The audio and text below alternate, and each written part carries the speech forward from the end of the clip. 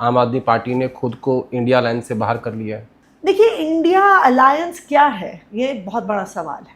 जबकि कांग्रेस ने जब से इंडिया अलायंस बनी है इसके बिल्कुल विपरीत काम किया। गुजरात में अभी जो रिसेंटली हुआ, मुझे लगता है वो सबसे बड़ा एग्जाम्पल है कांग्रेस के कंप्लीट फेलियर का, और मैं कहूँगी अलायंस के प्रति धोखे का। अब तो मोटा मोटा ये कह रहे हो कि दोनों मिले हुए हैं, बीजेपी और कांग्रेस गुजरात में। मैं तो सिर्फ गुजरात तक नहीं, मैं तो पूरे देश भर में इशारा कर रही हूँ। आम आदमी पार्टी का एक एक नेता जेल के चला गया सो कॉल्ड एक्साइज पॉलिसी घोटाले में। हमारे सारे नेता, अरविंद केजरीवाल, मनीष सिसोदिया, संजय सिंह, सब जेल चले गए। हेमंत सोरेन वहाँ से झारखंड से जेल चले गए। टीएमसी वालों पर भी इतना स्क्रू टाइट किया हुआ। बस एक ही पार्टी है जिसके कोई नेता जेल नहीं जाते हैं। अभी तक नेशनल हेराल्ड केस में क्या कांग्रेस का एक भी नेता जेल गया? रॉबर्ट वाड्रा का जो लैंड स्कैम था, क्या सबर का बांध वहां टूट गया जब राहुल गांधी ने सीधे सीधे अरविंद केजरीवाल के ऊपर शराब घोटाले के आरोप लगा दिए? एक एक करके जो एक भरोसा होता है वो भरोसा टूटता गया। लेकिन जब आपको ज़रूरत थी आपकी पार्टी को, जब आपकी लीडरशिप जेल में थी, तब इन्हीं कांग्रेस प्रेसिडेंट ने और इसी गांधी परिवार ने आपका साथ भी दिया। जब लोकसभा का चुनाव था तो आम आदमी पार्टी ने कांग्रेस के प्रत्याशियों को चुनाव भी लड़वाया। क्या राहुल गांधी एक भी सीट पे कैंपेन करने के लिए आए? क्या प्रियंका गांधी एक भी सीट पे कैंपेन करने के लिए आए? ये फैसला पार्टी के अंदर हुआ कि अरविंद जी के बाद आप मुख्यमंत्री बनेंगे दिल्ली की, उस वक्त आपको बता दिया गया था? तो जिस दिन विधायक दल की बैठक थी उससे पिछली रात को मुझे बताया गया था कि अरविंद जी, बताया आपको? मतलब बुलाया गया आपको, फोन किया गया? देखिए, जनता को बड़ा मजा आता है कहानी सुनने में कि कैसे कोई मुख्यमंत्री तय होता है, किसका फोन आता है या घर बुलाया जाता है, आपको बिठा के बताया जाता है। ये प्रोसीजर क्या होता है? आपको ये लगता है कि अरविंद केजरीवाल ने जब इस्तीफा दिया और बाद में जब पीछे मुड़ के देखते हैं कि क्या वो एक गलती हुई थी? जब अरविंद केजरीवाल चुनाव हारे, वो एक मेजर सेटबैक था पार्टी के लिए। जमीन पे लाखों रुपए गिरे हुए हैं। जैसे मूवी चल रही हो। और जैसे बिल्कुल मूवी चल रही थी और हमारे कार्यकर्ता ने एक बंदे को बेल्ट से पकड़ा हुआ है। दिल्ली में झुग्गियों को तोड़ा जा रहा है। अरविंद केजरीवाल जी ने झुग्गी में रहने वालों को सचेत किया था कि तुम्हारी झुग्गी में तुम्हारे साथ खाना खाने नहीं आ रहे हैं, सर्वे करने आ रहे हैं कि चुनाव के बाद किस झुग्गी को तोड़ना है। रोड स्कॉलर क्या होता है? ऑक्सफोर्ड यूनिवर्सिटी में पढ़ने के लिए पूरी दुनिया भर से 90 के आसपास स्टूडेंट्स को दी जाती है।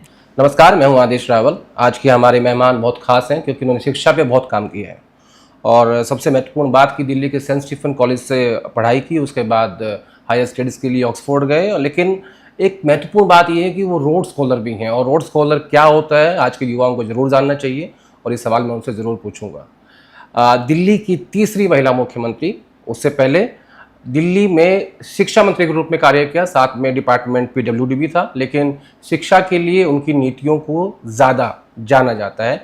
और उससे ठीक पहले दिल्ली के शिक्षा मंत्री मनीष सिसोदिया थे और उनके साथ एक एडवाइजर के रूप में कार्य किया। लेकिन जब अरविंद केजरीवाल ने मुख्यमंत्री की कुर्सी छोड़ी तो पार्टी ने उन्हें दिल्ली का 8वां मुख्यमंत्री बनाया। आज के हमारी मेहमान हैं आतिशी जी। नमस्ते मैम, बहुत बहुत स्वागत है आपका। बहुत बहुत धन्यवाद आदेश जी। और मुझे ऐसा लग रहा है कि दिल्ली के साथ महिला मुख्यमंत्रियों का एक खास नाता है। सुषमा जी, फिर शीला दीक्षित जी, फिर आप, और बीजेपी ने भी महिला को ही बनाया। देखिए, ये तो बहुत अच्छी बात है। हाँ। क्योंकि राजनीति एक ऐसी फील्ड है जहाँ पे महिलाएं कम सामने आती हैं। हाँ। और खासकर कि ऐसी महिलाएं कम सामने आती हैं जो खुद सेल्फ मेड पॉलिटिशियंस हैं, जो एक पॉलिटिकल फैमिली से नहीं आ रही हैं। और दिल्ली में कई ऐसे नेता रही हैं एंड मुझे लगता है ये अच्छी बात है कि दिल्ली में महिलाओं को चुनाव लड़ने का, चुनाव जीतने का और फिर मुख्यमंत्री बनने का भी मौका मिल रहा है। ये मुझे लगता है पूरे देश के लिए गर्व की बात है। आपने शिक्षा में बहुत काम किया है। मैं जानना चाहता हूँ कि आपकी शिक्षा कैसे शुरू हुई? एजुकेशन कॉलेज कहाँ से किया, फिर आपने हायर स्टडीज़ कहाँ से की, और रोड स्कॉलर की क्या अहमियत होती है? ये सवाल मैं इसलिए पूछ रहा हूँ कि देश के युवा जाने कि ये स्कॉलरशिप क्या होती है और साल में कितने बच्चों को मिल सकती है। तो मैं दिल्ली से ही हूँ। मैंने स्प्रिंगडेल स्कूल से अपनी पढ़ाई करी है और 12वीं के बाद सेंट स्टीफन्स कॉलेज से अपनी BA करी है, हिस्ट्री में करी है। और अपना हिस्ट्री में अंडर ग्रेजुएशन करने के बाद मैं मास्टर्स के लिए ऑक्सफोर्ड यूनिवर्सिटी गई थी। मैंने मास्टर्स पहले हिस्ट्री में करी, फिर उसके बाद कुछ साल शिक्षा के क्षेत्र में काम किया, कुछ स्कूलों में पढ़ाया, देश के अलग अलग हिस्सों में, दूर दराज के इलाकों में भी एजुकेशन पे काम किया। और फिर मैं वापस ऑक्सफोर्ड गई थी एक सेकंड मास्टर्स डिग्री के लिए। और वो मैंने एजुकेशन में करी थी।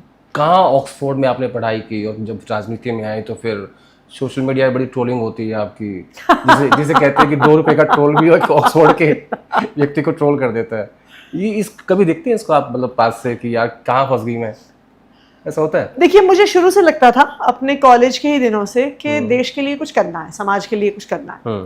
और मैंने कई रास्ते अपना कर देखे। जब हम कॉलेज में होते थे तो एनएसएस, सोशल सर्विस, इस प्रकार का काम किया। मेरे कई मित्र थे जिन्होंने अपनी एनजीओज़ की शुरुआत करी, कुछ समय उनके साथ काम किया। साउथ में एक ऋषि वैली करके स्कूल है, मैंने वहाँ पे पढ़ाया भी।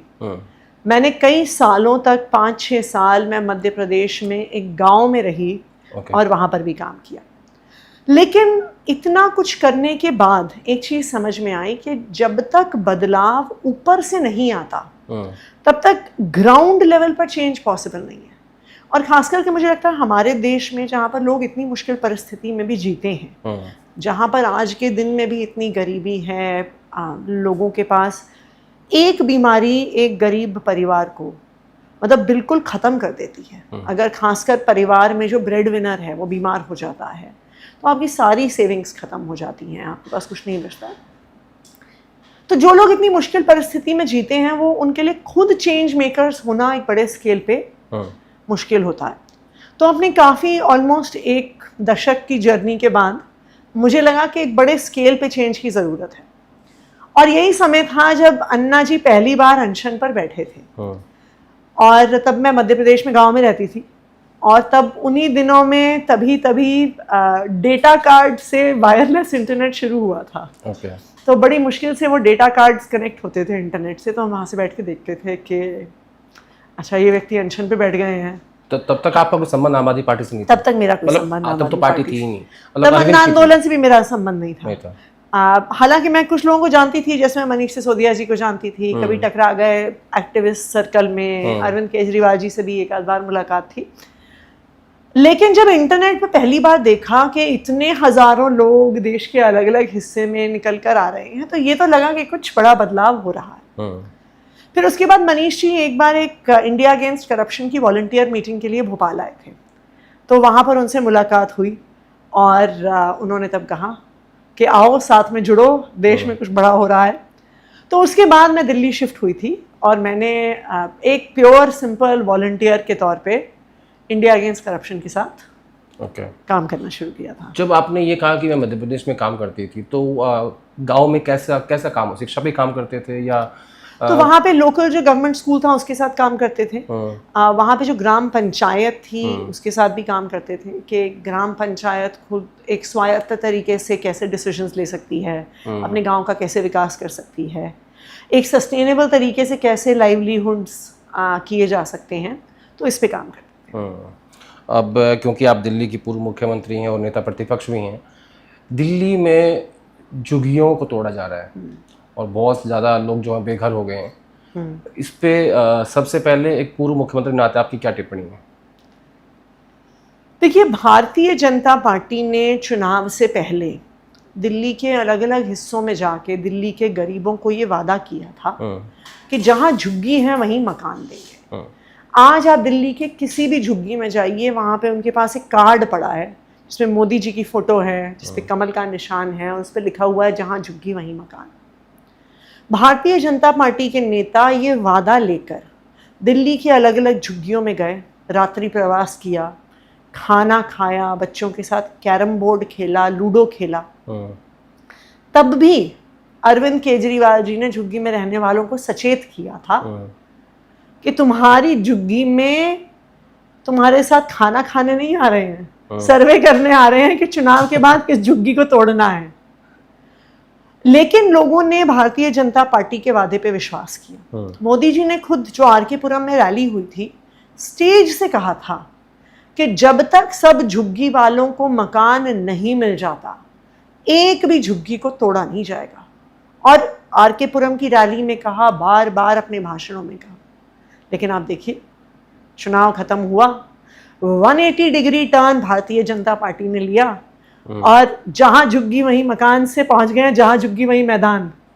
और मेरी ही अपनी विधानसभा क्षेत्र कालकाजी में 1200 घरों को बुलडोजर से साफ कर दिया। कोर्ट में केस लगा हुआ था, कुछ घरों ने स्टे के लिए एप्लीकेशन डाला हुआ था। 11 बजे केस आना था, सुबह 6 बजे बुलडोजर चला दिया और 11 बजे भारतीय जनता पार्टी के वकील ने, डीडीए के वकील ने कोर्ट में खड़ा होकर कहा कि माय लॉर्ड, अब तो बुलडोजर चल गया, अब तो है ही नहीं, अब तो है ही नहीं, तो इसलिए स्टे का सवाल ही नहीं पैदा होता। आपने एनालिसिस किया होगा, डाटा आप लोगों के पास होगा, कितनी झुग्गियां अभी तक तोड़ी गई हैं पूरी दिल्ली में और कितने लोग बेघर हो चुके हैं, और उसके बाद वो लोग जा कहाँ रहे हैं, मतलब उनको वापस कहीं स्थापित किया जा रहा है या उनको अपने हाल पे छोड़ दिया जा रहा है? देखिए, अब तक 5000 से ज्यादा घरों को तो मिनिमम तोड़ा जा चुका है जब से भारतीय जनता पार्टी की सरकार आई है। शुरुआत जंगपुरा के मद्रासी कैंप से हुई, उसके बाद वजीरपुर इंडस्ट्रियल एरिया में रेलवे लाइन के पास झुग्गियां तोड़ी गई, जेलरवाला बाग में झुग्गियां तोड़ी गई, यहाँ पे कालकाजी में भूमिहीन कैंप की झुग्गियां तोड़ी गई, गोकुलपुर में झुग्गियां तोड़ी गई, फिर इसके बाद मादीपुर में तकरीबन 1 हफ्ते पहले बुलडोज़र चला है। इस समय एज वी स्पीक 4 झुग्गियों में तो मैं जानती हूँ जहाँ पे नोटिस लगा हुआ है डेमोलिशन का, जो और तोड़ने का इरादा है। okay. मटियाला विधानसभा में नंगली डेयरी में झुग्गियां तोड़ने का नोटिस लगा हुआ है, सराय रोहिला रेलवे स्टेशन के पास झुग्गियां तोड़ने का नोटिस लगा हुआ है, रेखा गुप्ता जी की अपनी विधानसभा क्षेत्र में झुग्गियां तोड़ने का नोटिस लगा हुआ है, शाहदरा में झुग्गियां तोड़ने का नोटिस लगा हुआ है। तो भारतीय जनता पार्टी, देखिए, कोई एक झुग्गी तोड़ी या कोई 2-4 अगर झुग्गियां तोड़ी, किसी कहीं पे कुछ स्पेसिफिक कारण है, वो एक चीज है, लेकिन 6 महीने में इतनी झुग्गियां तोड़ देना, इतने गरीबों को बेघर कर देना और करते रहना, तो ये बिल्कुल साफ है कि भारतीय जनता पार्टी का इरादा है कि दिल्ली से गरीबों को ही हटा देंगे। मैं सोचती हूँ कि कहाँ राजनीतिक दल ये वादा करते हैं कि गरीबी हटाओ, कहाँ आम आदमी पार्टी में हमेशा ये वादा था, अरविंद केजरीवाल जी कहते थे गरीबी हटाओ, लोगों को बिजली पानी फ्री देंगे, उनके बच्चों को अच्छी शिक्षा देंगे, स्वास्थ्य की व्यवस्था देंगे, बस यात्रा के माध्यम से महिलाओं को काम पे जाने का मौका देंगे, तो लोगों की गरीबी हटेगी। अब भारतीय जनता पार्टी ने तो सोच लिया गरीबों को ही हटा दो, क्या गरीबी को हटाना। मैं अक्सर ये कहता हूँ कि जो खबर टीवी और अखबार में नहीं आती वही खबर होती है। ठीक बात, ठीक है, इसके पीछे आपको मंशा क्या लगती है?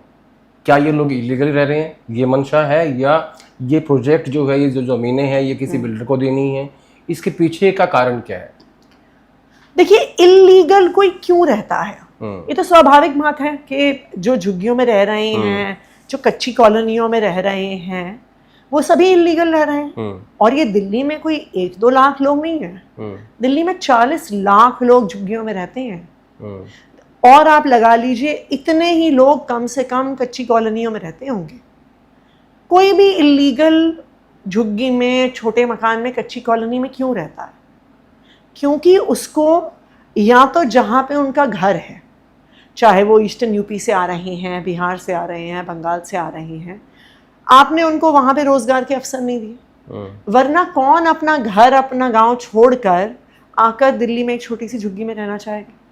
और इसका दूसरा कारण ये है कि डीडीए ने, जिसकी जिम्मेदारी थी लो कॉस्ट हाउसिंग बनाना, मुझे याद है कि जब हम छोटे थे तो डीडीए के ही मकान होते थे, कुछ एचआईजी मकान होते थे 3-4 बेडरूम के, कुछ एमआईजी मकान होते थे, और फिर जनता फ्लैट्स होते थे।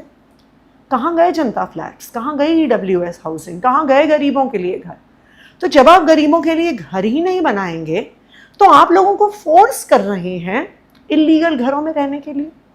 तो गलती लोगों की नहीं है, गलती तो सिस्टम की है, जिसने समय से जनता फ्लैट्स या ईडब्ल्यूएस गरीबों के लिए मकान बनाए ही नहीं। दूसरी बात, अब इतनी बड़ी बड़ी झुग्गियां एक दिन में तो नहीं बन गई। 30 साल 40 साल पुरानी ये झुग्गियां हैं। ये वही एमसीडी है, ये वही डीडीए है, ये वही दिल्ली पुलिस है जो आज बुलडोजर लेके आ रही है। सबकी आंखों के सामने ये घर बने हैं। तब वो क्या कर रहे थे? मैं बताती हूँ वो क्या कर रहे थे। वो इन्हीं झुग्गी वालों से, इन्हीं कच्ची कॉलोनी में रहने वालों से पैसों की उगाही कर रहे थे। तो सारे सिस्टम ने फायदा उठाया इन गरीबों का, इनका एक छोटा सा ये मकान बनाने। देखिए लोग कोई भी, चाहे कोई गरीब व्यक्ति भी हो, अपना मकान बड़ी उम्मीदों के साथ बनाता है। सपना होता है, एक सपना होता है कि हम इस मकान में रहेंगे, हम अपने बच्चों को अच्छी शिक्षा देंगे, वो हमसे एक बेहतर जिंदगी जिएंगे। तो आप किसी की सिर्फ एक झुग्गी नहीं तोड़ रहे हैं, आप किसी के सपने तोड़ रहे हैं। और मुझे लगता है कि अगर आपने एक बारी किसी का घर तोड़ दिया, वो ये बात जिंदगी भर नहीं भूल सकता। आपको लगता है कि झुग्गी का जो वोटर है वो आम आदमी पार्टी का वोटर है, इसलिए ऐसा हो रहा है, या इस बार इन लोगों ने भी बीजेपी को वोट दिया था? देखिए, इस बार बिल्कुल झुग्गी वालों ने भी बीजेपी को वोट दिया है। और आप सोशल मीडिया पर भी देखिए, कई सारे ऐसे वीडियोस हैं जहां पर जिनके मकान टूटे हैं वो कह रहे हैं कि हमने बीजेपी को वोट दे के गलती कर दी। जब जंगपुरा में मद्रासी कैंप पे बुलडोजर चला था तो उसके अगले दिन मैं खुद वहां पे गई थी। वहां पे एक आदमी था, उसके हाथ में एक कार्ड था, उस पर लिखा था जहां झुग्गी वहीं मकान, और उसकी आंखों से आंसू बह रहे थे। उसने मुझे कहा कि हम हमेशा केजरीवाल को वोट देते थे, लेकिन इस बार मैंने इनके जहां झुग्गी वहीं मकान के वादे पर भरोसा कर लिया।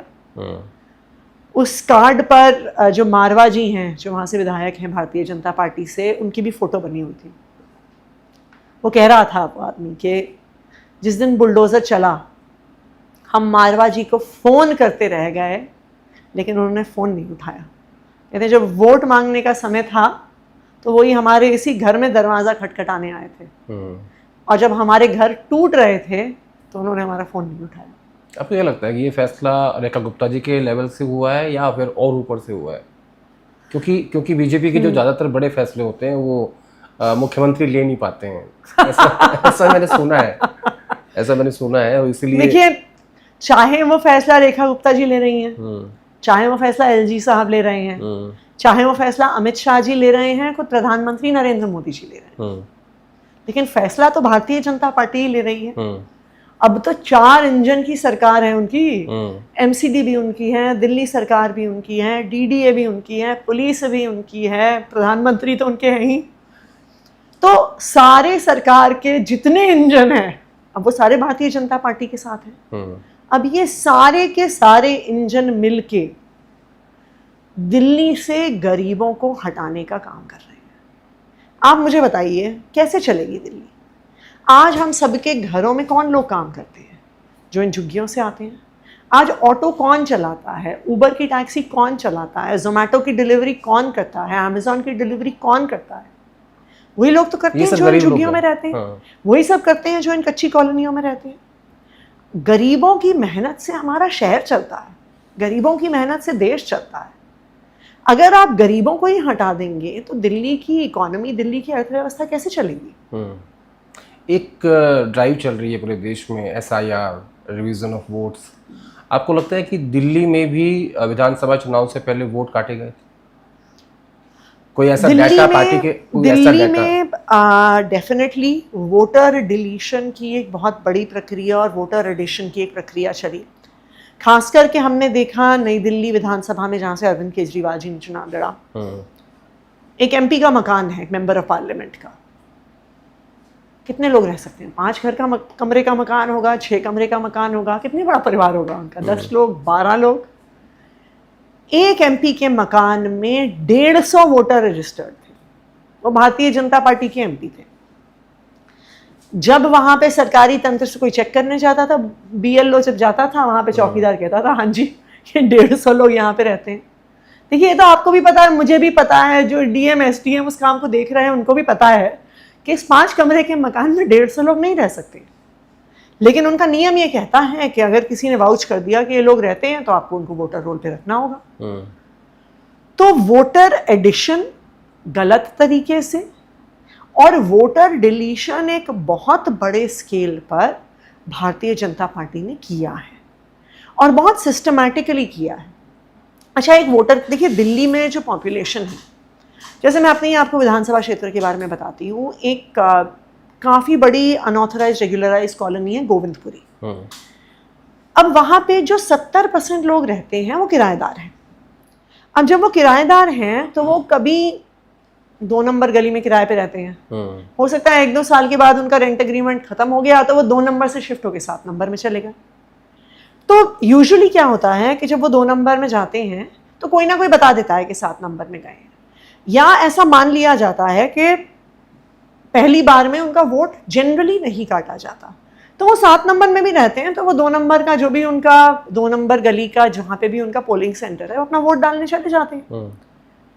लेकिन ऐसे लोगों को बहुत बड़े स्केल पर वोटर लिस्ट से इस बार हटाया गया, जबकि ऐसा नहीं है। देखिए, एडमिनिस्ट्रेशन भी अलग अलग एरियाज का नेचर जानती है, लोगों को भी पता है जो वहाँ पे BLOs हैं कि यहाँ पे 50-60% से ज़्यादा लोग किराए पे रहते हैं और अक्सर उसी 1-2 किलोमीटर के रेडियस में यहाँ से वहाँ से यहाँ जाते हैं।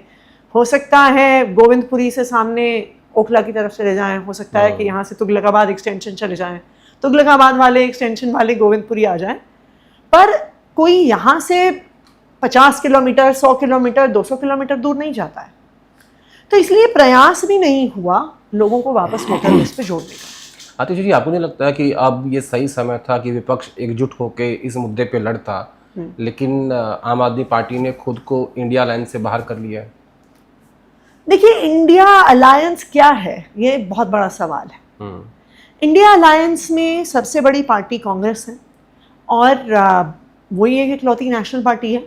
बाकी सब regional state wide state parties हैं, किसी की एक स्टेट में प्रेजेंस है, किसी की 2 स्टेट में प्रेजेंस है।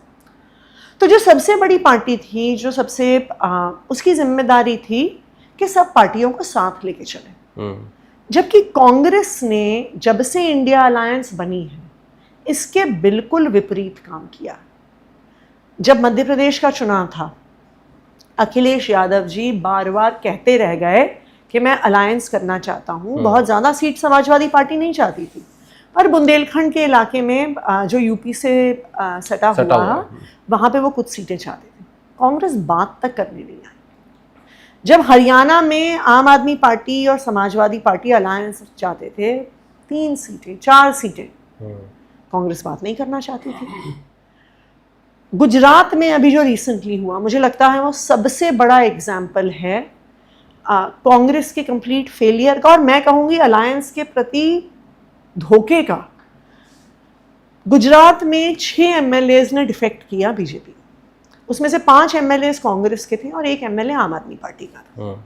जब ये डिफेक्शन हुआ, कांग्रेस की गुजरात की लीडरशिप हमारी गुजरात की लीडरशिप के पास आई और कहा कि देखिए, जब बाई इलेक्शन होगा तो जो हमारी सीट थी वहाँ पे हम लड़ते हैं, जहाँ पे आपकी सीट थी आप लड़िएगा, दोनों पार्टीज लड़ेंगी तो बीजेपी पक्का जीत जाएगी। हम भी सहमत हो गए, क्योंकि ये लॉजिक तो बिल्कुल सही है। दाल में कुछ काला है हमें तभी पता चल जाना चाहिए था जब कांग्रेस की 5 सीटों का इलेक्शन पहले डिक्लेयर हुआ और आम आदमी पार्टी वाली सीट का नहीं डिक्लेयर हुआ। फिर भी हमने जैसे वादा किया था, उन 5 सीटों पे आम आदमी पार्टी ने चुनाव नहीं लड़ा।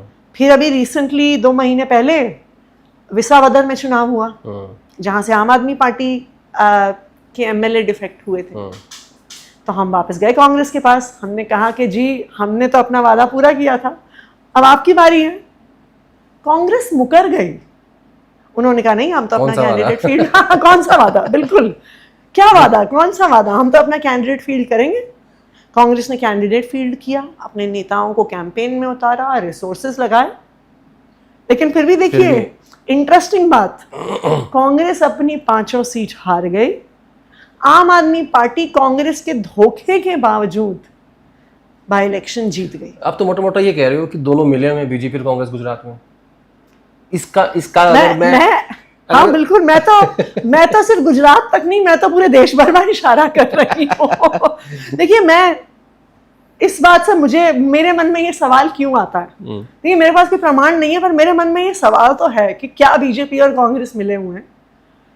आम आदमी पार्टी का एक नेता जेल चला गया सो कॉल्ड एक्साइज पॉलिसी घोटाले में, एक चवन्नी भी रिकवर नहीं हुई प्रोसीड्स ऑफ क्राइम में, लेकिन हमारे सारे नेता अरविंद केजरीवाल, मनीष सिसोदिया, संजय सिंह सब जेल चले गए।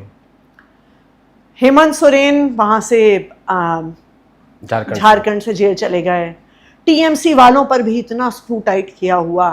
बस एक ही पार्टी है जिसके कोई नेता जेल नहीं जाते हैं और वो है कांग्रेस। नहीं, उनको वो शामिल कर लेते हैं। नहीं, आप मुझे बताइए ना, अभी तक नेशनल हेराल्ड केस में क्या कांग्रेस का एक भी नेता जेल गया? रॉबर्ट वाड्रा का जो लैंड स्कैम था, नेशनल हेराल्ड केस में बेल पे हैं। नहीं बेल पे तो है, पर जेल गए थे। नहीं, अभी उसमें चार्जशीट होने वाली है फाइनल। तो आम आदमी पार्टी के सारे नेता तो वैसे ही एक के बाद एक जेल चले गए थे, तब तो चार्जशीट्स भी नहीं फाइल हुई थी। जब ईडी ने अरेस्ट किया था आम आदमी पार्टी के नेताओं को, तो चार्जशीट कहाँ फाइल हुई थी? कांग्रेस का एक भी नेता जेल नहीं गया। रॉबर्ट वाड्रा का लैंड वाला जो स्कैम है वो ओपन एंड शट केस है, उसमें भी कभी कोई गिरफ्तारी नहीं हुई। ये बताइए किसके साथ होता है? ये उन नेताओं के साथ होता है जो अपनी पार्टियां छोड़ के बीजेपी में चले जाते हैं। ये प्रफुल्ल पटेल के साथ हुआ, ये अजीत पवार के साथ हुआ, ये शुभेंदु अधिकारी के साथ हुआ, अशोक चौहान के साथ हुआ, असम के अब मुख्यमंत्री हेमंत बिस्व शर्मा जी के साथ हुआ, और ये कांग्रेस के साथ हुआ, और कांग्रेस की सीनियर मोस्ट लीडरशिप के साथ हुआ। तो बताइए, ये सवाल तो उठता है मुझे ऐसा लग रहा है जो अपने अलायंस पार्टनर से बात नहीं करते, जो अपने अलायंस पार्टनर्स को धोखा देते हैं, और जो इस तानाशाही बीजेपी द्वारा जेल नहीं जाते हैं, तो सवाल उठना तो जायज है कि क्या कांग्रेस और बीजेपी, ये वो एक सीरियल होता था ना, ये रिश्ता क्या कहलाता है। ये मुझे ऐसा लग रहा है कि जब आपकी लीडरशिप, जब आपने बात की एक्साइज पॉलिसी में जेल गई, उसके बाद एक रैली हुई दिल्ली के रामलीला मैदान में, वहाँ सोनिया गांधी, खड़गे साहब, राहुल गांधी, प्रियंका गांधी, सब लोग आए। और तब कांग्रेस के भीतर से एक आवाज उठी कि नहीं, हमें ऐसा नहीं करना चाहिए था, क्योंकि कंप्लेंट तो कांग्रेस पार्टी के नेताओं की थी इनिशियली, है ना। तो तब सब कुछ ठीक था क्योंकि अलायंस को एकजुट रखना था। लेकिन जब दिल्ली विधानसभा चुनाव आया तो उस बात से मुझे लगता है कि आप लोग काफी आहत हो गए, क्योंकि अगर कांग्रेस पार्टी थोड़ा सा नरमी से चुनाव लड़ती तो मुझे लगता है कि फिर से वो चीज़ दोहराई जा सकती थी, आम आदमी पार्टी को फायदा होता। लेकिन कांग्रेस के भीतर से ये आवाज़ आई कि हम कब तक दूसरी पार्टी के, मतलब बीजेपी को हार जाए, दूसरी पार्टी जीत जाए, हम इसको जश्न मनाते रहेंगे। तो कांग्रेस का ये फैसला था, उनका ये कहना है कि पंजाब में, दिल्ली में, गुजरात में, गोवा में, हरियाणा में आम आदमी पार्टी सिर्फ कांग्रेस पार्टी का ही वोट काटती है। क्या तीर मार रही है कांग्रेस पार्टी? मैं ये जानना चाहूंगी कितनी सीटें आ गई उनकी दिल्ली में। कांग्रेस इस सवाल का जवाब दे कि कितनी सीटों पे उन्होंने जमानत बचा ली। आपने गोवा का नाम लिया, गोवा भारी बनी है आप। हाँ, गोवा में जब पिछला चुनाव हुआ था 2022 में, जिस दिन चुनाव का रिजल्ट आया था, आम आदमी पार्टी को 2 सीट आई थी, कांग्रेस को 11 सीट आई थी। आज आम आदमी पार्टी के आज भी 2 एमएलए हैं, कांग्रेस 11 एमएलए से 3 एमएलए पे आ गई है। अब आप बताइए, तो कांग्रेस को वोट देकर क्या फायदा है अगर कांग्रेस के नेता सारे बीजेपी में ही चले जाएंगे? कांग्रेस को वोट देकर क्या फायदा है अगर वो सिर्फ बीजेपी को जिता रही है? और दिल्ली चुनाव से पहले भी हरियाणा चुनाव में क्या हुआ? लोकसभा चुनाव से पहले मध्य प्रदेश का चुनाव जब था, अब आम आदमी पार्टी छोड़ दीजिए, चलिए आम आदमी पार्टी को पसंद नहीं करते हैं कांग्रेस वाले, पर अखिलेश यादव जी के साथ उन्होंने क्या किया? तो कांग्रेस की जिम्मेदारी थी नेशनल पार्टी होने के नाते इस अलायंस को लीड करना, सबको साथ लेके चलना, एक कदम आगे बढ़कर सब पार्टियों को साथ लेना। ये कहना कि ठीक है जी, हमारी पार्टी चाहती है कि आपको 3 सीटें मिले, लेकिन अगर आप 4 चाह रहे हैं हम आपको 4 देंगे। क्यों? क्योंकि हम बड़ी पार्टी हैं, हम बड़े भाई हैं, हमारी ये जिम्मेदारी है पूरे परिवार को साथ लेके चलना। लेकिन कांग्रेस ने कभी ऐसा नहीं किया। आपको ऐसा लगता है कि दिल्ली में बीजेपी आम आदमी पार्टी को हरा सकती थी, इसलिए कांग्रेस स्ट्रांगली लड़ी, ठीक है?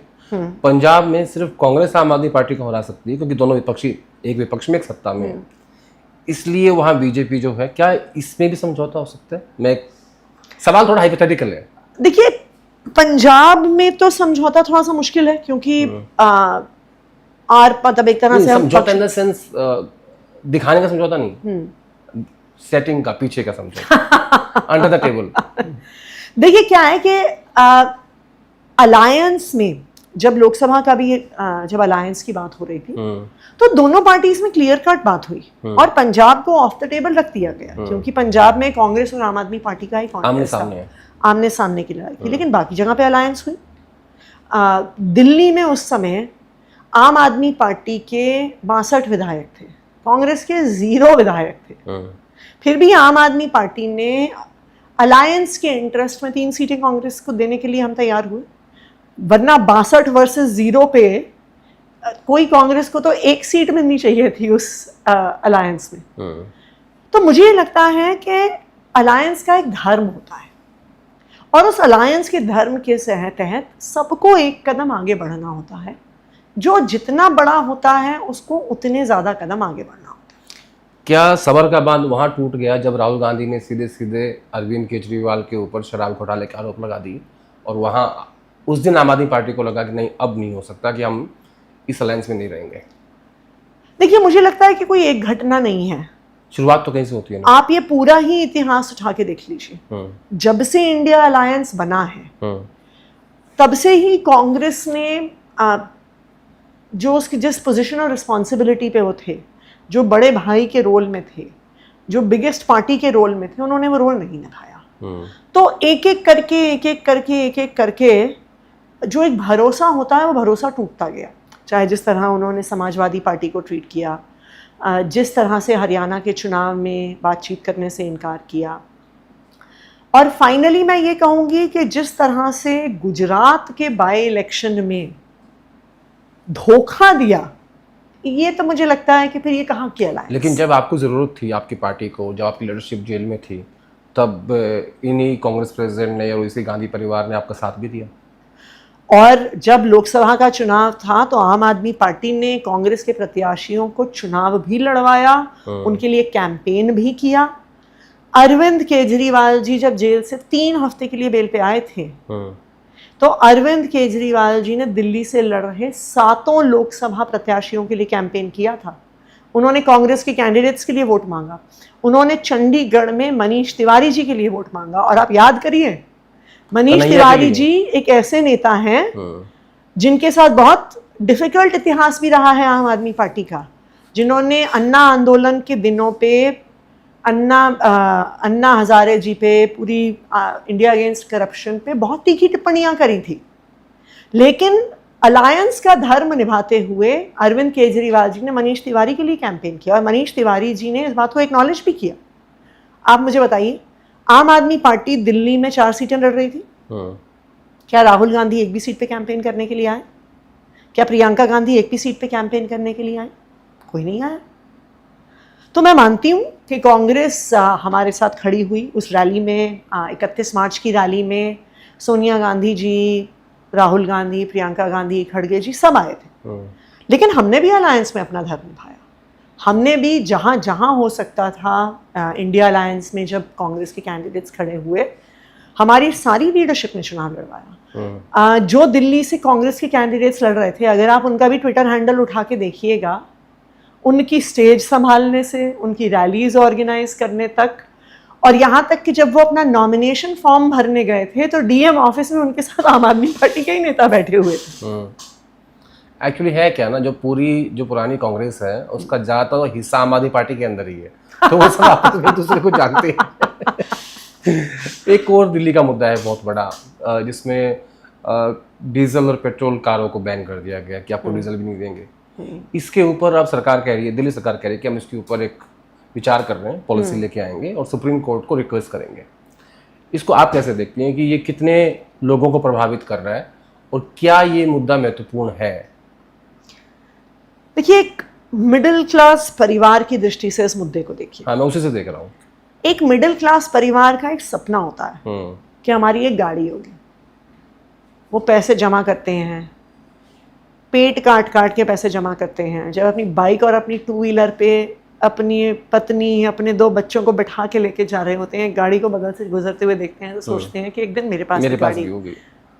अक्सर एक लोअर मिडिल क्लास परिवार अपनी पहली गाड़ी सेकंड हैंड खरीदता है और वो भी लोन लेकर खरीदता है। आज आप ये कह रहे हैं कि एक 10 साल पुरानी डीजल की गाड़ी, एक 15 साल पुरानी पेट्रोल की गाड़ी अब सड़कों पे चल नहीं पाएगी। भाई, अगर मैं अपनी गाड़ी को वेल मेंटेन करके रखती हूँ, अगर मैं अपनी गाड़ी का पोल्यूशन अंडर कंट्रोल रखती हूँ, तो उस गाड़ी को क्यों हटाया जाए। एक और मैं आपको एग्जांपल देती हूँ। दिल्ली में महिलाओं की सुरक्षा, मतलब सुरक्षा है ही नहीं। एक महिला जब अपने घर से निकलती है तो गली के आवारा लड़के सीटी बजाते हैं, कमेंट्स पास करते हैं, बसों में चढ़ती हैं तो लोग कमेंट्स पास करते हैं, छूने की कोशिश करते हैं। एक वर्किंग वुमन इसलिए गाड़ी खरीदती है ये सोच के कि वो अपने घर से ऑफिस तक, ऑफिस से घर तक सेफली पहुंच सकती है एक स्ट्रेस फ्री मैनर में। वो भी अक्सर सेकेंड हैंड गाड़ियां खरीदती हैं। आज आप उनकी गाड़ियों को भी सड़क से उठा लेंगे। बुजुर्ग, आपको दिल्ली जैसे शहर में बहुत सारे ऐसे सीनियर सिटीजन कपल्स मिलेंगे जिनके बच्चे बॉम्बे बैंगलोर में रहते हैं या लंदन में रहते हैं, न्यूयॉर्क में रहते हैं। वो अपनी गाड़ी से घर से मार्केट तक जाने के लिए यूज़ करते हैं या डॉक्टर तक जाने के लिए यूज़ करते हैं। उन 10-10, 15-15 साल पुरानी गाड़ियां शायद ही 50,000 किलोमीटर भी चली, आप उनको भी सड़क से उठा देंगे। ये क्या लॉजिक है? कोई 5 साल पुरानी गाड़ी 2 लाख किलोमीटर चली हो सकती है, कोई 15 साल पुरानी गाड़ी हो सकता है 1 लाख किलोमीटर भी ना चली। तो ये तो बिल्कुल इलॉजिकल कदम है। अब इस कदम से फायदा किसको होता है? अगर हम देखें, जो कार स्क्रैपर्स हैं, जो कार मैन्युफैक्चरर्स हैं, जो कार डीलर्स हैं और जो हाई सिक्योरिटी रजिस्ट्रेशन प्लेट्स बनाते हैं, राइट, इन 4 बिजनेसेस को फायदा होता है। तो सवाल तो ये उठता ही है कि जब मिडिल क्लास परेशान है, जब महिलाएं परेशान हैं, जब बुजुर्ग परेशान हैं, तो इस पॉलिसी को क्यों लाया जा रहा है? दूसरी बात, आप कोर्ट के आदेश के पीछे छुप रहे हैं। क्यों? आप कानून लेकर आइए, आप दिल्ली विधानसभा में कानून लेकर आइए। अगर लीगली इसका कानून पार्लियामेंट में बनना है तो आप पार्लियामेंट में लेके आइए।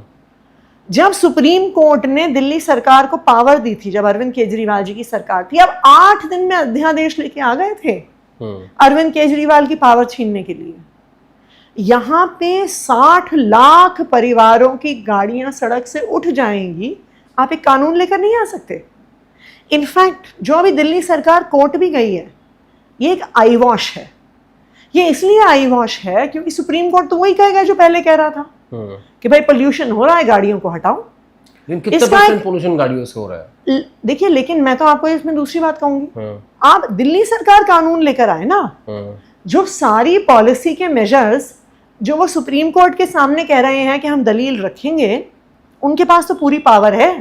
उनके पास तो 4 इंजन की, 5 पता नहीं कितने इंजन की सरकार है। आतिशी जी, आप मुख्यमंत्री थी, आप बहुत अच्छी हैं पॉलिसी मेकिंग में, कुछ विचार आपने नहीं किया इसके ऊपर कि मैं इस पे एक कानून लेके आती हूँ विधानसभा के अंदर? देखिए, जब हमारी सरकार थी तो कोई भी कानून अगर दिल्ली विधानसभा के पटल पर आना है तो वो पहले केंद्र सरकार से पास होता है। ओके। तो केंद्र सरकार ने दिल्ली सरकार के, हमारे आम आदमी पार्टी की सरकार के बनाए हुए बहुत सारे कानून को सालों तक होल्ड अप किया हुआ था। लेकिन कानून के माध्यम से, देखिए, जब कानून बदल जाएगा तो ऑब्वियसली सुप्रीम कोर्ट की जजमेंट भी चेंज होगी। क्यों? क्योंकि the court is an interpreter of the law. जो कानून विधानसभा लोकसभा बनाती हैं, उस कानून के आधार पर सुप्रीम कोर्ट अपना फैसला करता है। तो अगर भाजपा चाहे तो चाहे दिल्ली सरकार के माध्यम से, चाहे केंद्र सरकार में लोकसभा के माध्यम से कानून लेके आ सकती है, अध्यादेश के माध्यम से ले आए। लेकिन मुझे ऐसा लगता है कि जो ये 62 लाख गाड़ियों को दिल्ली से हटाने का कदम है, ये इतने बिजनेसेस को फायदा पहुंचा रहा है कि कुछ ना कुछ तो साठ गांठ है, ऐसा लगता है। बेसिकली ऑटोमोबाइल सेक्टर को फायदा पहुंचाने की ये कोशिश हो रही है, लग तो रहा है, ऐसा लग रहा है, लग तो रहा है। आप मुझे बताइए ना, इस पूरे स्टेप से मिडिल क्लास परेशान है, बुजुर्ग परेशान है, महिलाएं परेशान हैं, जो बाइक चला रहे हैं वो परेशान है। किसको फायदा हो रहा है? सिर्फ इन 3-4 बिजनेसेस को फायदा हो रहा है। तो फिर क्यों है सरकार ऐसा कदम उठा रही है? एक सवाल आतिशी जी, जब ये फैसला पार्टी के अंदर हुआ कि अरविंद जी के बाद आप मुख्यमंत्री बनेंगे दिल्ली की, उस वक्त आपको बता दिया गया था पहले से, या मतलब उस वक्त क्या हुआ था? मैं वो कहानी जानना चाहता हूँ।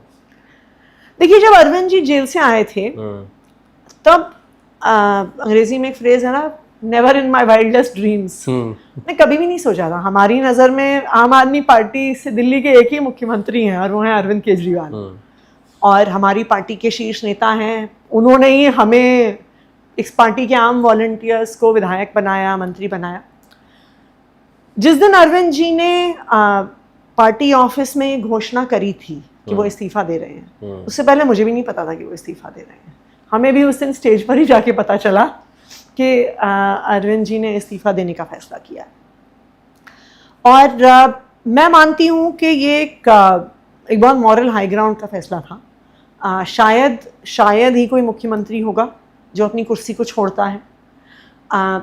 तो जब अरविंद जी ने फैसला लिया कि वो मुख्यमंत्री की कुर्सी छोड़ने वाले हैं, ये हमारे लिए भी काफ़ी, क्या कहें, एकदम से शौक था। उसके बाद उन्होंने कहा था कि वो 2 दिन बाद इस्तीफा देंगे, और हमारी विधायक दल की बैठक 2 दिन के बाद हुई।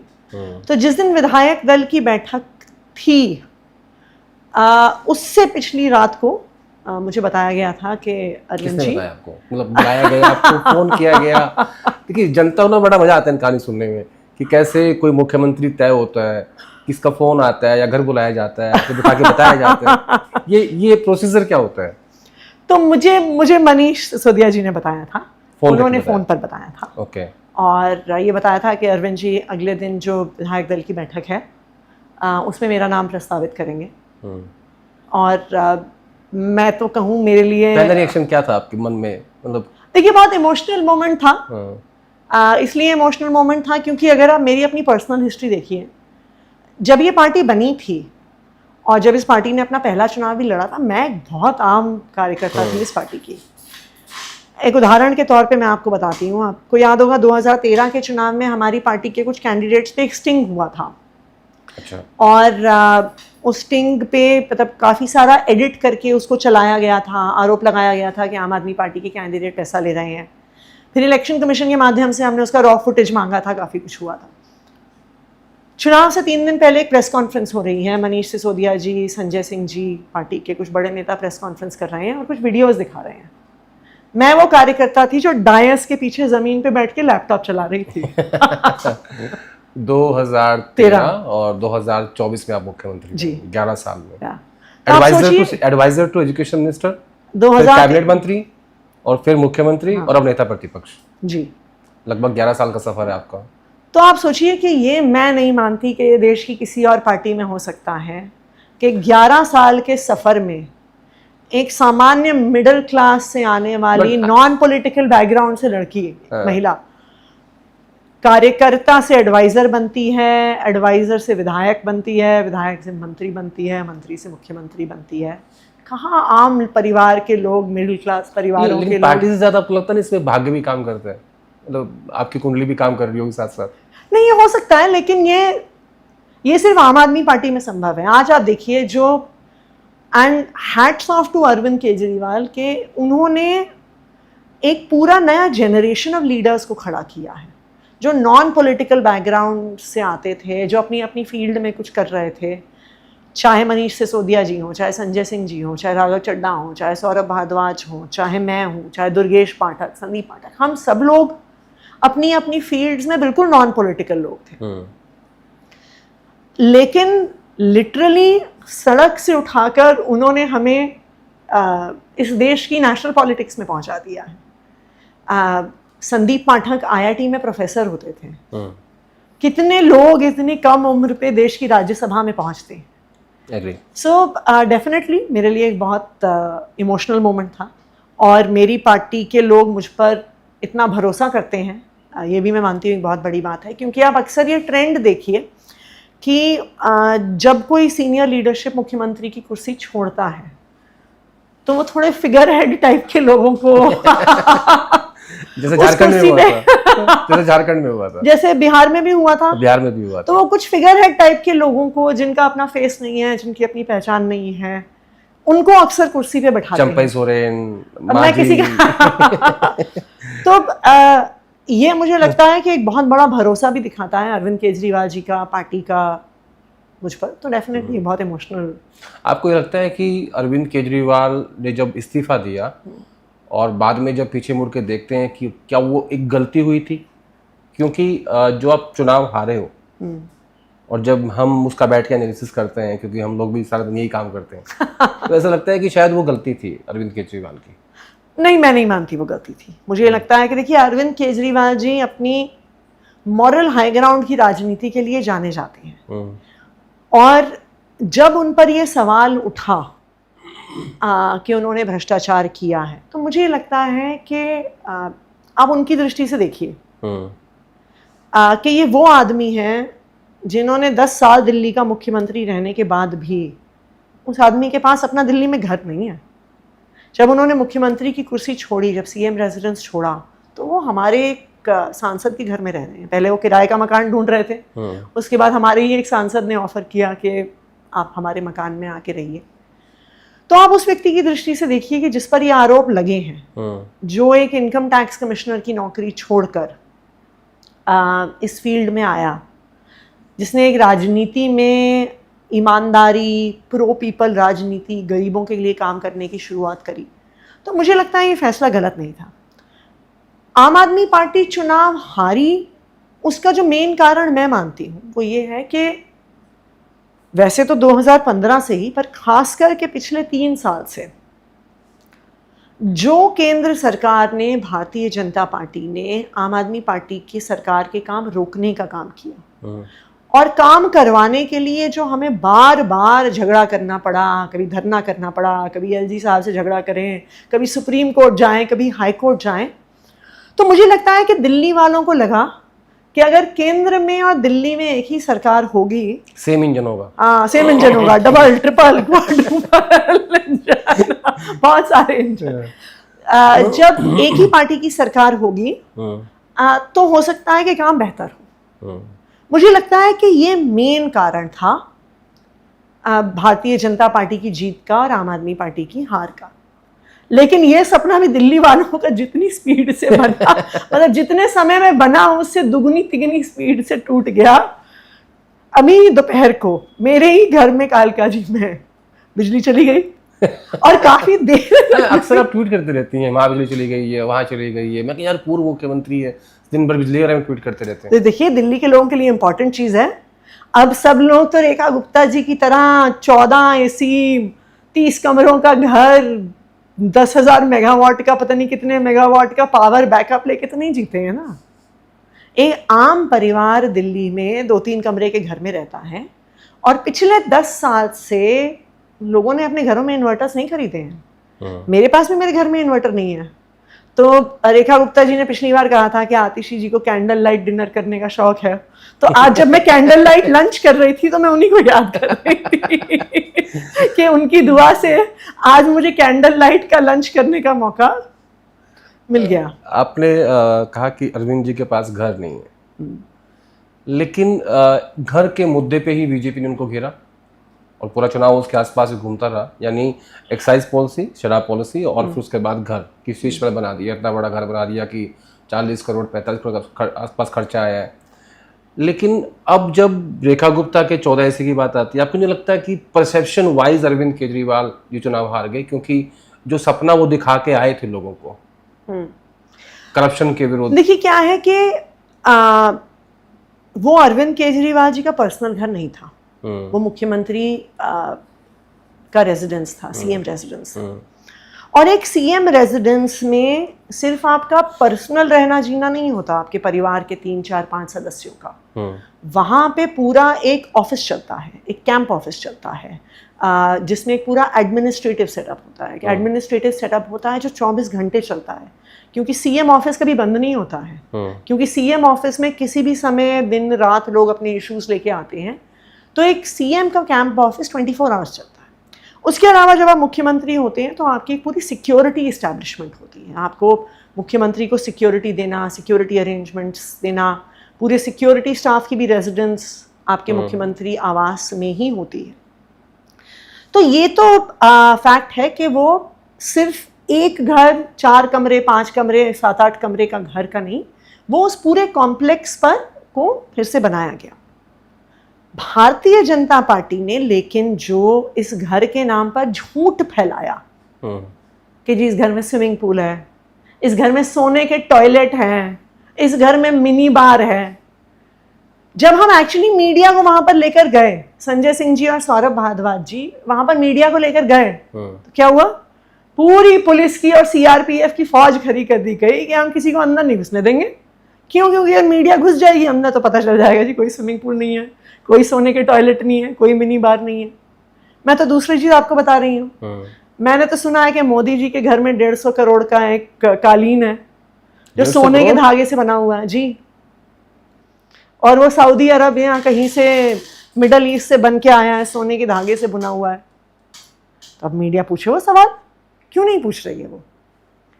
तो मोदी जी तो एक राजमहल में रहते हैं, कितना खर्चा हुआ उस पर? क्या एक टनल बना है जो मोदी जी के घर से पार्लियामेंट तक जाता है, क्या उस टनल की कीमत 500 करोड़ के आसपास है कि नहीं है? कैसी लाइटें हैं? ये तो आप सवाल पूछेंगे, हमारे तो सोर्सेस कहते हैं कि ये एक ऐसा टनल बन रहा है जिसकी 500 करोड़ की लागत है। लेकिन भारतीय जनता पार्टी ने इस मुद्दे पर एक झूठ का पुलिंदा खड़ा कर दिया। लेकिन आप नैरेटिव में हार गए। लेकिन मैं ये देखिए, स्वाभाविक बात है, ऑब्वियसली अगर लोगों ने बीजेपी को वोट दिया और हमें वोट नहीं दिया तो स्वाभाविक बात है कि लोगों ने बीजेपी की बात पर भरोसा किया। लेकिन फिर भी मुख्य कारण जो मैं मानती हूं, जो बेस रीजन था जिसकी वजह से दिल्ली के लोगों ने अपना जनादेश भारतीय जनता पार्टी को दिया, वो उनकी डबल इंजन की सरकार के लिए दिया कि अगर दोनों जगह एक ही पार्टी की सरकार होगी तो काम तेजी से होंगे। हो रहे हैं बहुत काम तेजी से, बिजली भी तेजी से जा रही है, बहुत तेजी से। अभी सावित्री फ्लाईओवर जो है, जो यहीं पे पास में है, वो जितनी तेजी से बना उतनी ही तेजी से उखड़ गया। जिस दिन बना उसके 5 या 6 दिन बाद ही उखड़ गया। तेजी से भारतीय जनता पार्टी के आने के बाद गरीबों के घर तोड़े गए हैं, तेजी से प्राइवेट स्कूल की फीस बढ़ी है, बहुत तेजी से सड़कों से 10 साल 15 साल पुरानी गाड़ियों को हटाया जा रहा है। तो अब दिल्ली वालों को ये भी समझ में आ रहा है कि जो अरविंद केजरीवाल इतना झगड़ा करते थे, मैं आपको एक इंटरेस्टिंग बात बताती हूँ। अभी कई सारे प्राइवेट स्कूल के पेरेंट्स आए थे मुझसे मिलने एज लीडर ऑफ ऑपोजिशन, ये फी हाइक के मुद्दे को लेकर। तो मीटिंग खत्म हो गई तो मैं कुछ अनऑफिशियली उनके साथ बैठी हुई थी, तो मैंने उनसे पूछा कि वैसे आप जनरली किस पार्टी को सपोर्ट करते हुए आए? तो उन्होंने भी बड़े कैंडिड तौर से बता दिया कि हम तो बीजेपी को ही वोट देते थे, और हमें ये लगता था कि अरविंद केजरीवाल झगड़ा बहुत करता है। कहते हैं लेकिन आज जब हम 40 डिग्री टेम्परेचर में अपने बच्चों के स्कूल के बाहर खड़े होते हैं ना, तो आज हमें समझ में आता है कि आज अरविंद केजरीवाल हमारे लिए झगड़ा नहीं कर रहा ना, तो आज हमें खुद सड़क पे उतर के लड़ना पड़ रहा है। तो किसके लिए लड़ रहे थे अरविंद केजरीवाल? दिल्ली के लोगों के लिए लड़ रहे थे। दिल्ली के लोगों को बिजली की सुविधा मिल सके, दिल्ली के लोगों को पानी की सुविधा मिल सके, दिल्ली के बच्चों को सरकारी स्कूल में अच्छी शिक्षा मिल सके, प्राइवेट स्कूल में फीस ना बढ़े, इसी के लिए तो लड़ रहे थे अरविंद केजरीवाल। आतिश जी, आपको लगता है ऐसा कि जो अभी तक की आपकी स्ट्रैटेजी रही है शिक्षा के मॉडल की, मोहल्ला क्लिनिक की और विकास की, अब उससे कुछ चेंज करने की आवश्यकता है आम आदमी पार्टी को? देखिए, अगर इस राजनीति को चेंज करना हुआ तो मुझे लगता है आम आदमी पार्टी के नेता राजनीति ही छोड़ देंगे। जैसे मैं आपको अपने बारे में बताती हूँ, इनफैक्ट मैं आम आदमी पार्टी के, अगर आप सारे ही लीडर्स को देखिए, हम सब अपनी अपनी फील्ड में बहुत सक्सेसफुल थे। हम आम आदमी पार्टी में पैसे कमाने नहीं आए, हम पॉलिटिक्स में पैसे कमाने नहीं आए, हम पॉलिटिक्स में नेम फेम के लिए नहीं आए। हम पॉलिटिक्स में इसलिए आए क्योंकि हमें लगता था देश के लिए कुछ करना है, क्योंकि लगता था कि देश में आज़ादी के 60 65 70 साल बाद भी हर दूसरे दिन आप अखबार में पढ़ते हैं कि कोई एक आदमी अपनी पत्नी को अपने कंधे पे 30 किलोमीटर उठा के लेके गया क्योंकि अस्पताल नहीं था। अभी जो खबर आई कि राजस्थान में एक स्कूल की छत गिर गई, वो कोई एक स्कूल नहीं है। आप देश के किसी भी गांव में जाइए, किसी भी शहर में जाइए, सरकारी स्कूल इतने बुरे हाल में है, ऐसा लगता है कि किसी को गरीबों के बच्चों की चिंता ही नहीं है। तो हम राजनीति में इसलिए आए क्योंकि हमें लगता था कि इस देश के संविधान ने हर व्यक्ति को एक बराबरी का अधिकार दिया है, लेकिन हमारी राजनीति की वजह से सबको बराबरी का अधिकार मिल नहीं रहा है। अगर एक 3 साल का बच्चा प्राइवेट स्कूल में एडमिशन लेता है क्योंकि उसके माता पिता के पास महंगी फीस देने के पैसे हैं, तो उसको अच्छी स्कूलिंग मिलती है, वो अच्छे कॉलेज में जाता है, अच्छी कॉलेज के बाद अच्छी नौकरी करता है। लेकिन जिसके पास पैसे नहीं है, जो अपने बच्चे को सरकारी स्कूल में भेजता था, 50% चांसेस हैं कि बच्चा 12वीं करने से पहले ड्रॉप आउट हो जाता है। पढ़ाई पूरी भी कर ले तो क्वालिटी ऑफ एजुकेशन इतनी ख़राब है कि कहीं पर मैकेनिक की नौकरी, किसी के घर में डोमेस्टिक हेल्प का काम, किसी दुकान पे छोटा मोटा काम करने के अलावा उनके पास कोई ऑप्शन नहीं होता। देखिए, मैं नहीं कह रही कि मैकेनिक का काम कोई छोटा काम है या किसी के घर के काम कोई काम करना छोटा काम है, लेकिन जो लड़का मैकेनिक का काम कर रहा है, अगर उसे सही शिक्षा मिली होती वो ऑटोमोबाइल इंजीनियर भी हो सकता था। जो बच्चा 17-18 साल का किसी दुकान में, किराने की दुकान में पैकेट में दाल और चावल डाल रहा है, वो अपना बिजनेस भी शुरू कर सकता था, लेकिन मौका नहीं मिलता। हमारे देश में 70-80% बच्चों को आगे बढ़ने का मौका नहीं मिलता। जबकि आप देखिए, मैं तो मानती हूँ कि इंडियंस इस दुनिया के सबसे टैलेंटेड लोग हैं, सबसे एंटरप्राइजिंग लोग हैं। आज आप दुनिया की किसी भी सबसे बड़ी कंपनी में चले जाइए, उसका सीईओ अक्सर आपको इंडियन मिलेगा। आप दुनिया के किसी बड़े अस्पताल में चले जाइए, ज़्यादातर हेड ऑफ द डिपार्टमेंट जो डॉक्टर्स होंगे वो आपको इंडियंस मिलेंगे। क्यों? क्योंकि इंडियंस टैलेंटेड हैं, लेकिन जब आप अपनी 3/4 आबादी को मौका ही नहीं देते हैं, अपॉर्चुनिटीज नहीं दे सकते, एग्जैक्टली, तो देश कैसे आगे बढ़ेगा? तो अगर आप मुझे कहते हैं कि आम आदमी पार्टी को शिक्षा और स्वास्थ्य की राजनीति छोड़नी पड़ेगी, तो मैं तो ये कहूंगी कि मैं ही राजनीति छोड़ दूंगी। मैं कहता नहीं हूँ, मैं ऑल्टरनेट पूछता हूँ। आखिरी के 2 सवाल बहुत छोटे छोटे। जब अरविंद केजरीवाल चुनाव हारे, वो एक मेजर सेटबैक था पार्टी के लिए। देखिए, अरविंद केजरीवाल जी का अपना चुनाव हारना वो सिर्फ एक सीट का चुनाव नहीं था, वो भारतीय जनता पार्टी और पूरी केंद्र सरकार की, मैं तो कहूँगी, एक षड्यंत्र था। जैसे मैं आपको कुछ उदाहरण देती हूँ। वोटर डिलीशन के बारे में, एडिशन डिलीशन के बारे में तो मैंने आपको बताया ही कि जो मेंबर्स ऑफ पार्लियामेंट हैं उनके घर पे 100 वोट, 150 वोट रजिस्टर किए गए। जो नई दिल्ली विधानसभा में रहने वाले लोग हैं, वहाँ पर प्रवेश वर्मा जी ने पैसे बांटे, बेडशीट बांटे, कप बांटे और पूरे मिडिल क्लास इलाकों में बांटे। इलेक्शन कमीशन ने कुछ नहीं किया। खुलेआम उन्होंने महिलाओं को 1100 रुपये बांटे, इलेक्शन कमीशन ने कुछ नहीं किया। सारे टीवी चैनल्स पे महिलाओं ने आके बताया, हाँ जी उन्होंने हमें पैसे दिए। किसी ने कुछ नहीं किया। जब आम आदमी पार्टी के कार्यकर्ता बीजेपी की कंप्लेंट करते थे, जिसने कंप्लेंट करी उसको उठा के जेल में डाल देते थे। हमने अपना आधा टाइम, हमारी टीम ने बिताया अपने ही कार्यकर्ताओं को थानों से बाहर निकलवाते हुए। क्यों? क्योंकि हमने शिकायत करी, जो शिकायत करता था उसको उठा के थाने में डाल दिया। कई ऐसे एरियाज हैं जहां पे खासकर के जो थोड़े लो इनकम एरियाज हैं, वहां पर लोगों को इतना डराया धमकाया गया और उनको वोट देने के लिए निकलने नहीं दिया गया। गोल्फ कोर्स नहीं, रेस कोर्स के पीछे BR कैंप करके एक छोटी सी झुग्गी है। वहां पर जो जॉकीज हैं, उनके परिवार हैं जो रेस कोर्स को मेंटेन करते हैं, वो रहते हैं। 250-300 घर होंगे, 2000 वोट होंगे वहां पे। उस 250-300 घर के छोटे से कैंप के आसपास 2000 CRPF को लगा दिया गया। उनको वोट ही नहीं दिया। और भारतीय जनता पार्टी वालों ने घर घर जाके कह दिया कि जो भी वोट देने गया उनको हम पिटवा देंगे। बताइए ये क्या है? जो प्रशासन का मिसयूज। मेरी अपनी विधानसभा क्षेत्र में हमने चुनाव से एक रात पहले रमेश बिधूड़ी जी के करीबी रिश्तेदार को लाखों रुपए के कैश के साथ पकड़ लिया, हमारे एक कार्यकर्ता ने। 6-7 लोगों के सामने वो आदमी सामने की दुकान में गया, जो बीजेपी के एक लोकल नेता की दुकान थी, उसमें उसने काफ़ी कैश को रख दिया। हमने इलेक्शन कमीशन को बुलाया, वहाँ पे गुत्थम गुत्थी हुई। हमारे एक कार्यकर्ता ने उनके रिश्तेदार को पकड़ लिया, ज़मीन पे लाखों रुपए कैश गिर गया। हमने इलेक्शन कमीशन को फ़ोन किया और इलेक्शन कमीशन का फ्लाइंग स्क्वाड आ भी गया। मैंने उनको कहा कि वो दुकान खोलो, बहुत सारे विटनेसेस हैं जिन्होंने पैसा इनको वहाँ पे रखते हुए देखा। उन्होंने कहा हमारे पास सर्च एंड सीजर की पावर नहीं होती है, वो पुलिस कर सकती है। तो हमने पुलिस को इन्फॉर्म कर दिया, हम पुलिस की वेट कर रहे हैं।